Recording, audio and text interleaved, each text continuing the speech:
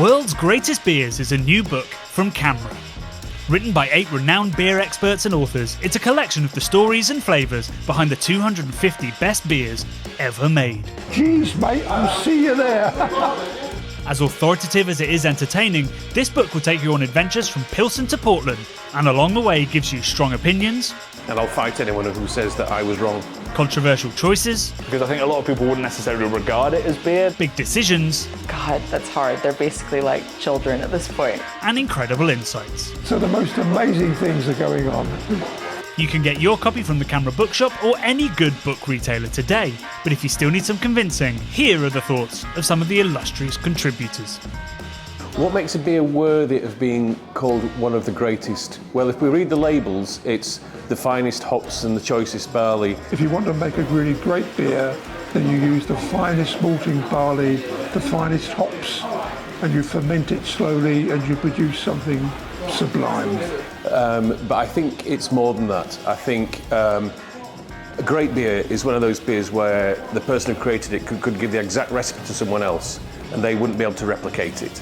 It needs to have a resonance that goes beyond the glass. So it should be delicious, it should be special, it should be noteworthy when you drink it. But it needs to have a broader significance, whether that's something that is really personal to you and lives in your memory that you kind of carry over the years, or a broader place in the culture or the industry. If you can't get that beer out of your head, like it changed something fundamentally about what you consider beer is, what you consider beer culture is, you know, the flavours that are possible to get out of brewing, out of fermentation, if it changes something like that, then I think we can regard it as one of the greatest beers, or greatest even sort of cultural moments in the world. The beer that I would drink again and again and again is my answer. If I could only choose one beer for my selection, it would be, by sheer good luck and coincidence, this one, which is Timothy Taylor Landlord. Golden Promise malting barley from Scotland and Styrian Golding hops from Slovenia. I would say that it's the beer that surprised me most, and that was the non-alcoholic beer. I first encountered this beer blind judging in a competition.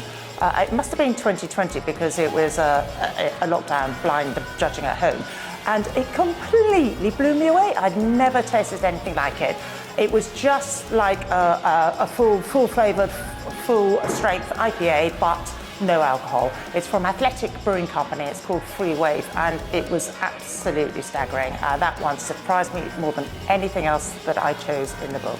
I don't know a more drinkable ale. So there's lots of incredibly beautiful, crisp lagers that, you know, will be the perfect beer if you could only drink one beer for the rest of your life. But what I love about Allagash White is that it has that crushability, that drinkability of these lagers, while simultaneously, as well as being simple, it's incredibly complex. There's so many aromas. Like, everybody describes that beer differently. Like, I put in the book lemon meringue, but other people, you know, they get loads of the coriander, loads of the orange, loads of that kind of wit beer, lemon yogurt thing. If it's like I'm on death row and I've got one beer and that's going to be my last beer that I ever have, then it's going to be Orkney Dark Island Reserve, because I'm going to spend most of whatever time I have just sniffing its gorgeous aromas. I think I would go for a classic lager, maybe an Augustiner Helles, Tegernsee Hell, Pilsner Urquell, something that I could have every single day and never get sick of. Always refreshing and delicious and just hits the spot every time. If I'm going to choose one beer because that's the only beer that I can drink for the rest of my life, but I've still got a long time to go, then it's going to be something that mixes sessionability with flavour and always has something to surprise you. And it would be, the beer that's in front of me right now, Thornbridge Jaipur. I have so many controversial choices on my list, but actually the one I've chosen is Anagram by Omnipollo, because I think a lot of people wouldn't necessarily regard it as beer. They consider, you know, the adjuncts that have gone in, blueberry flavouring, lactose, all this kind of stuff is kind of ruining the artisan element.